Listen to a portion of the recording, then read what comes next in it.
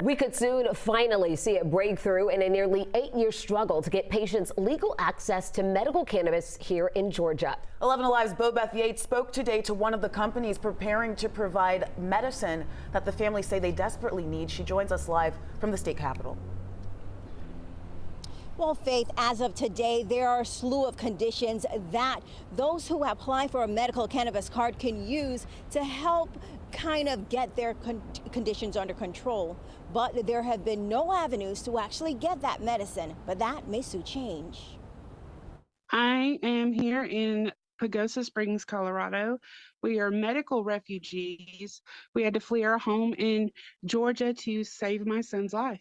Angel Weaver says after her son Dylan was given hospice, she could no longer wait on the state of Georgia to pass medical cannabis regulations, and instead they packed up and relocated to a state where they could legally get the oil.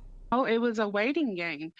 It was still illegal for me to go out and purchase it because you can't purchase it in Georgia, so I would have to cross state lines, break state law, break federal law. But it appears patients here are coming one step closer to gaining access.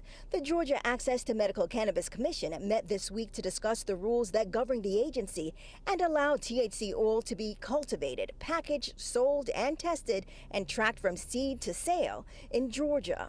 We crossed a milestone for patients in the state of Georgia who've been waiting many years for access to medical cannabis in the state. Kim Rivers is with True Leaf, one of the two companies awarded a medical cannabis production license in Georgia.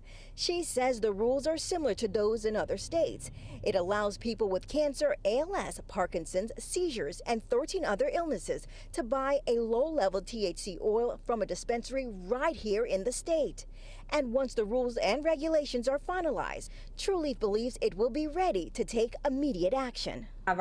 Two of our stores are ready to go and are looking forward to being able to submit those applications officially and for them to come and do the inspection so that we can open our doors and begin to serve patients.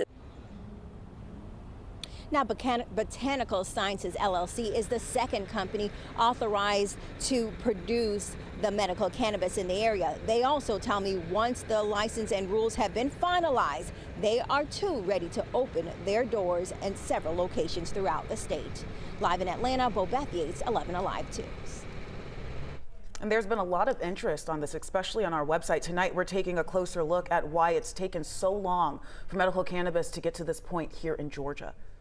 As we know, traditionally, Georgia has been a conservative, what they call red state.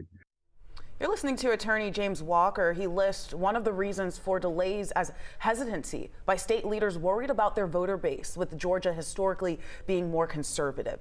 Legal challenges from companies involved also took time to sort out, and Walker explains there's been pushback from those against legalized medical cannabis that caused delays, and lobbyists from both sides fought to influence legislators and before ultimately the governor could sign off on the legislation.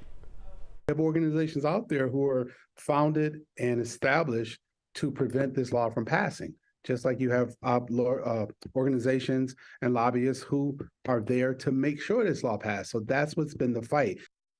And as of right now, no timeline exists for when the companies waiting for Governor Kemp's final approval could begin to manufacture and distribute low THC oil.